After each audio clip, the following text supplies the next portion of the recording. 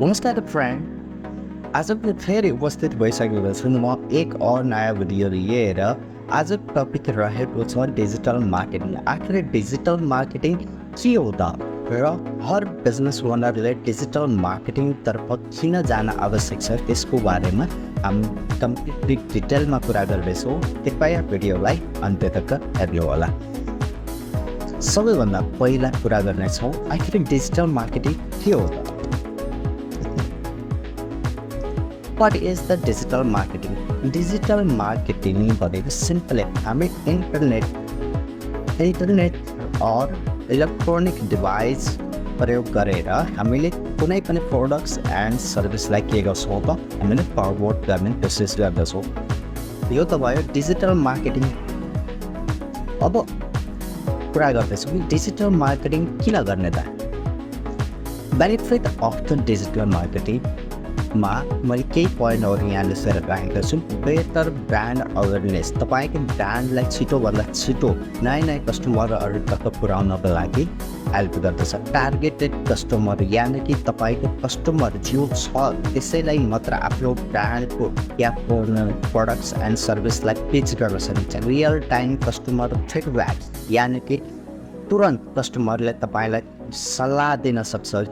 Internet pay माध्यमबाट data driver decision making यानि कि डाटालाई हामी एनालाइसिस गरेर सही त्यो कस्टमर हामीले जुन कस्टमरलाई पिच गरेका छौँ त्यो कस्टमर सही छ या छैन भनेर पहिल्यै हामीले यो डेटालाई हेरेर एनालाइसिस गरेर हामीले आफ्नो बिजनेस स्ट्राटेजीलाई चेन्ज और कस्टमाइज गर्न सक्छौँ। हाई रिटर्न इन इन्भेस्टमेन्ट भनेको छ यानि कि कम खर्चमा हामीले बेटर बिजनेस क्रिएट गर्न सक्दछौँ।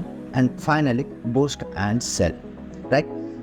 तो यो त भए किन एउटा बिजनेस ओनरले डिजिटल मार्केटिङको सहारा लिने आफ्नो बिजनेसलाई बेहतर गर्नको लागि।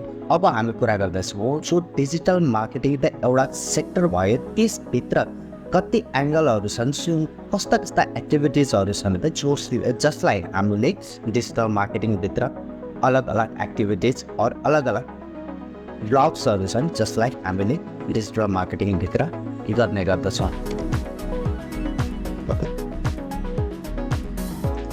डिजिटल मार्केटिङ च्यानल्स सबैभन्दा पहिला रहेको छ सर्च इन्जिन अप्टिमाइजेसन, जसलाई हामीले एसइओ भन्दछौँ। कुनै पनि तपाईँले कुनै पनि टपिक या इन्फर्मेसन्स चाहियो त तपाईँ के गर्नुहुन्छ, सबैभन्दा पहिला गुगलमा जानुहुन्छ। गुगलमा गइसकेपछि कुनै पनि आफ्नो प्रश्नलाई इनपुट गर्नुहुन्छ अनि सर्च गर्नुहुन्छ। त्यहाँनिर तपाईँले देख्नुहुन्छ कि कई सारा वेबसाइट्सहरू रिजल्ट पेजमा सो हुन्छ। तो फर्स्ट एन्ड सेकेन्ड एसइओ एक लडाइ हो जो बिजनेस ओनरहरूले आफूहरू टपमा ऱ्याङ्क गर्नको लागि हर दिन गर्ने गर्दछ।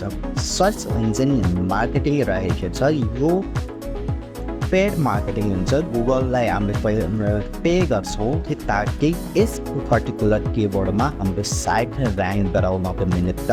सोसल मिडिया अप्टिमाइजेसन, जस्तै सोसल मिडिया भन्दा बित्तिकै फेसबुक, इन्स्टाग्राम, ट्विटर, पिन्ट्रेस्ट जस्ता कोरा जस्ता प्लेटफर्महरूमा हामीले आफ्नो बिजनेस अकाउन्ट ओपन गर्छौँ अनि फेरि त्यहाँबाट ट्राफिक आफ्नो वेबसाइट्समा रिडाइरेक्ट गर्नको लागि हामीले उसी हिसाबले हामीले आफ्नो सोसल मिडिया अप्टिमाइजेसन गर्नुपर्ने हुन्छ। सोसल मिडिया मार्केटिङ जस्तै तपाईँले फेसबुक एड्स, मेटा एड्स सुन्नुभयो होला, जस्तै गुगल एड्स हुन्छ त्यस्तै सोसल मिडिया प्लेटफर्मका आफ्ना एड्स म्यानेजरद्वारा एड्स चलाइन्छ र त्यहाँबाट हामीले मार्केटिङ गर्दछौँ। इमेल मार्केटिङ भनेको अलग बल्कमा बहुत सारा इमेलहरू हामीले सेन्ड गर्दछौँ जो आफ्नो बिजनेसलाई बिजनेसको इन्फर्मेसन सेयर गर्नको निमित्त। कन्टेन्ट मार्केटिङ भनेको छ। कन्टेन्ट मार्केटिङ भनेको जस्तै एउटा भिडियो कन्टेन्ट भयो, ब्लग कन्टेन्ट भयो, होइन, इमेज, ग्राफिक्स या अलग अलग कन्टेन्टहरूद्वारा हामीले के गर्छौँ त बिचमा हामीले त्यो प्रोडक्ट्सको इन्फर्मेसन सेयर गरिदिन्छौँ। त्यसलाई भनिन्छ हामीले के भनिन्छ त कन्टेन्ट मार्केटिङ। अफिलिएट मार्केटिङ अब अफिलिएट मार्केटिङ तपाईँले धेरै ठाउँमा सुन्नुभयो होला, तर त्यो त कसैले सही भन्छ नि त, कसैले गलत भन्नुहोस् न, यसको बारेमा केही अफवाहहरू पनि छन् मार्केटमा। तर अफिलिएट मार्केटिङ के हो भने एक प्रोग्राम जो पनि कम्पनीले एउटा प्रोडक्ट्सलाई सेल गर्नको निम्ति एक प्रोग्राम बनाएको हुन्छ, जसलाई तपाईँ हाम्रो कन्ट्याक्टले कमनमा गएर जोइन गर्न सकिन्छ। जोइन गरिसकेपछि त्यो अफिलिएट प्रोग्रामलाई जोइन गरिसकेपछि के गर्छ, कम्पनीले एक लिङ्क जेनेरेट गरेर दिन्छ है त। लिङ्क जेनेरेट गरेर दिएको त्यो लिङ्कलाई तपाईँले सर्कुलेट गर्नुहुन्छ। यदि तपाईँले त्यो लिङ्कलाई दिएर सर्कुलेट गर्दा कसैले त्यो लिङ्कमा क्लिक गरेर त्यो पर्टिकुलर कम्पनी जसले अफिलिएट प्रोग्राम बनाएको थियो त्यसको प्रोडक्ट्स खरिद गर्दछ भने के हुन्छ भने तपाईँलाई निश्चित रूपमा तपाईँलाई एक फिक्स प्राइस तपाईँलाई मिल्दछ, त्यसलाई भनिन्छ अफिलिएट मार्केटिङ। अब रहेको छ 8 नम्बरमा इन्फ्लुएन्सर मार्केटिङ भनेको छ। इन्फ्लुएन्सर मार्केटिङ तपाईँले बहुत जग्गा देख्नु भएको छ होला, तर तपाईँलाई के हुन्छ भने अब बहुत ठुला सेलिब्रिटीहरू छन् है टिभीमा, तपाईँले देख्नुभएको छ लाइक कसैले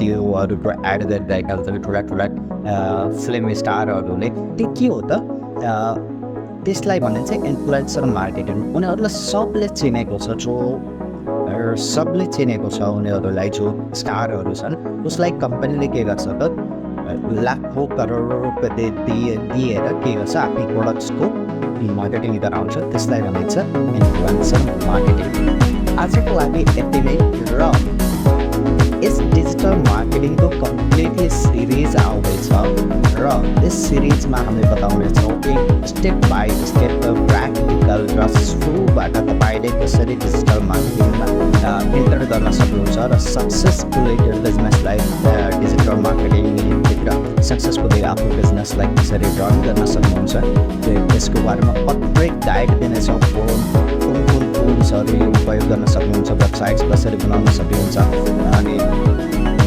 अर्ग्यानिक मार्केटिङ कसरी गर्न सक्नुहुन्छ, पेड मार्केटिङ कसरी गर्न सक्नुहुन्छ, यसबारेमा सम्पूर्ण जानकारी अब डे बाई डे हाम्रो युट्युब च्यानल सब्सक्राइब गरी युट्युब च्यानलमा अभाइलेबल हुनेछ।